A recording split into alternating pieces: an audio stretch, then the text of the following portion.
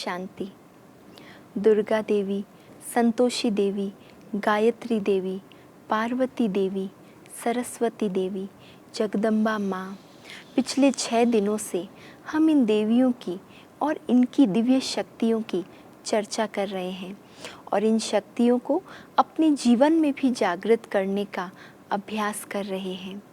इन देवियों का स्वरूप इतना दिव्य, सुंदर, सौम्य और अलौकिक है। इनके चेहरे पर इतना दिव्य तेज है जो हमें ये सोचने के लिए मजबूर कर देता है कि आखिर इनको ऐसा बनाने वाला कौन है।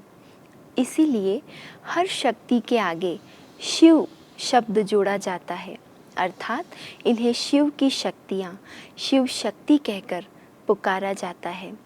वास्तव में इन शक्तियों ने परमात्मा शिव से, जो स्वयं निराकार, ज्योति बिंदु स्वरूप, सर्वशक्तिवान, पतित पावन है, तो ऐसे परमात्मा पिता शिव से इन्होंने अपने मन का संबंध, अपने मन बुद्धि की तार जोड़कर, अपने देह अभिमान को पूरी तरह समाप्त कर, अपने आत्मा के मूल्य और शक्तियों को इतना जागृत किया कि ये भी परमात्मा शिव समान, उनकी भुजा, उनकी शक्ति, उनकी साथी शिव शक्ति बन गई।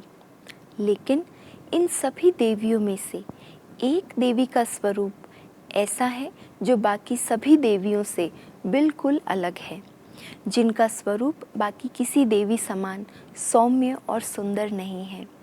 रूप, रंग, स्वरूप सब कुछ अलग है और वो है काली देवी।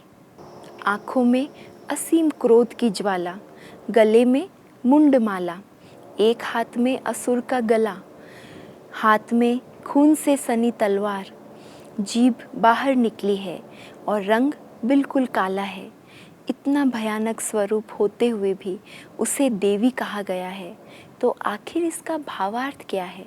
एक तरफ भयानक स्वरूप और दूसरी तरफ उनका नाम काली देवी रखा गया है, तो आखिर ये दोनों का कैसा समन्वय है इस देवी के स्वरूप में? वास्तव में ये किसी शारीरिक भयानक रूप की बात नहीं है, लेकिन ये स्वरूप है हमारी सामना करने की शक्ति का। पिछले 6 दिनों से हमने विस्तार को संकीर्ण करने की शक्ति, समेटने की शक्ति, समाने की शक्ति, सहन शक्ति, परख शक्ति, निर्णय शक्ति, इन सब शक्तियों के बारे में विस्तार से जाना और आज हम जानेंगे हमारी सामना करने की शक्ति, जो काली देवी के स्वरूप का यादगार है। कई बार हम अपने समाज में, अपने आस पड़ोस में या फिर अपने परिवार में या कई बार स्वयं के साथ कुछ ऐसी बातों को, कुछ ऐसी मान्यताओं को स्वीकार कर लेते हैं जो हमारे जीवन का एक हिस्सा बन जाती है। हम उसके साथ एडजस्ट करना सीख लेते हैं, लेकिन वो मान्यताएं हमारे जीवन के मूल्यों से, हमारे जीवन की मर्यादाओं से, हमारे स्वाभिमान से हमें दूर करने वाली होती है। ऐसे समय पर हम गलत होते हुए भी उन मान्यताओं को परिवर्तन नहीं कर पाते हैं, सहन करते रहते हैं, लेकिन सहन करने के बजाय जहाँ उनका परिवर्तन करना है, उनका सामना करके परिवर्तन करना है, वो शक्ति हमारे अंदर नहीं रह पाती है। तो हमें इन दोनों शक्तियों को अच्छी तरह समझना होगा, कहाँ सहन शक्ति का उपयोग करना है और कहाँ सामना करने की शक्ति का उपयोग करना है। इसीलिए देवियों के चित्र में स्नेह और शक्ति दोनों का बैलेंस दिखाया गया है। जहाँ स्नेह है वहाँ सहन भी करना पड़ता है, लेकिन जहाँ शक्ति स्वरूप बनना है वहाँ सामना करना है।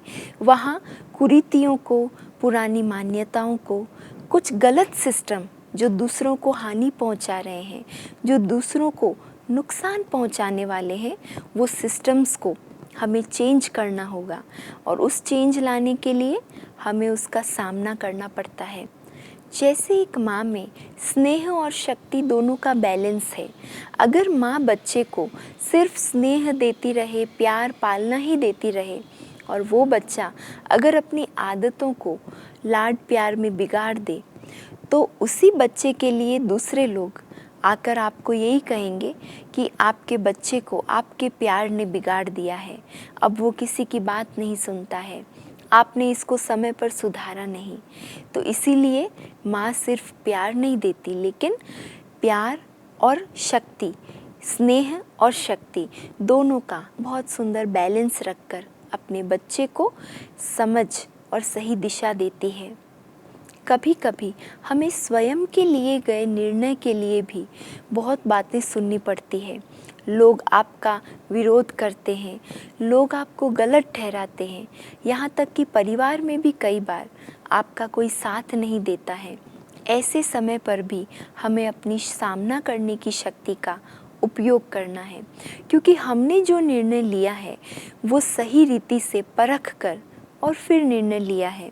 और अगर हमें मालूम है कि इस निर्णय का ये परिणाम सामने आएगा, तो उस परिणाम के लिए भी हमें सामना करने के लिए तैयार रहना है, हमें पीछे नहीं हटना है।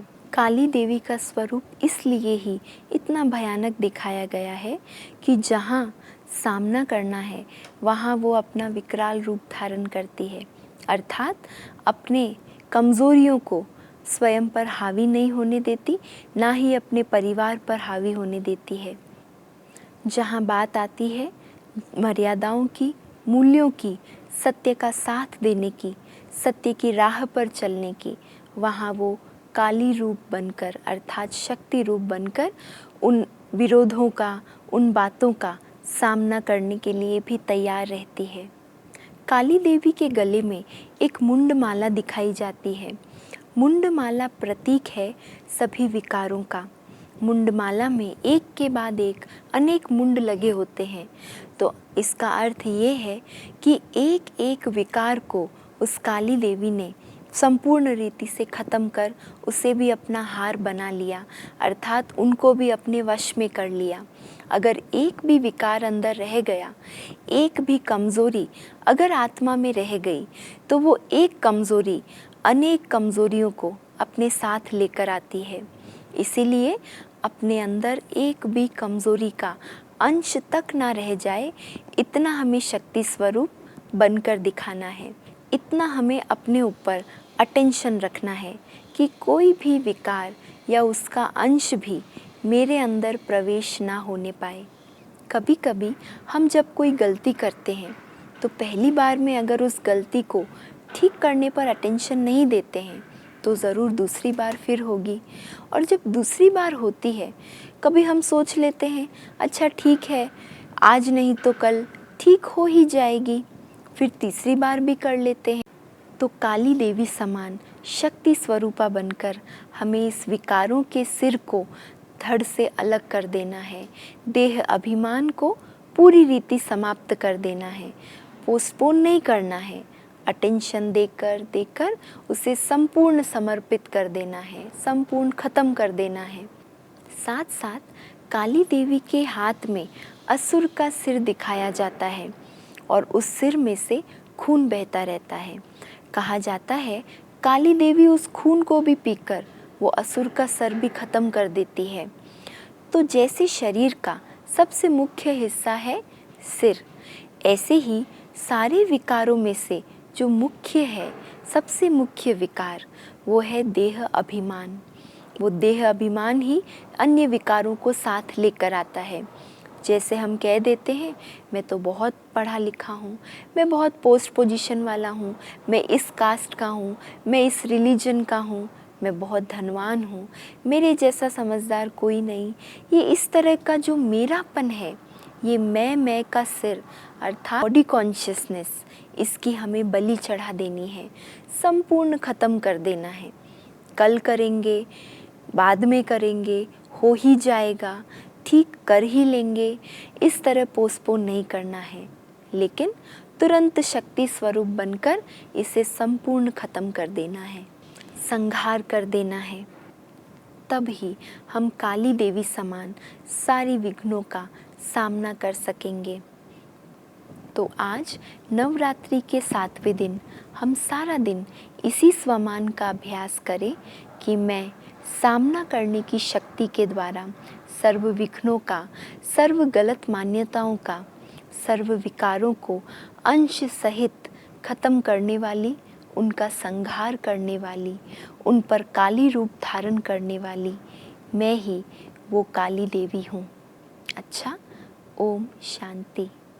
शिव शक्तियाँ आ गई धरती पे, शिव शक्तियाँ आ गई धरती पे, शिव शक्तियाँ आ गई।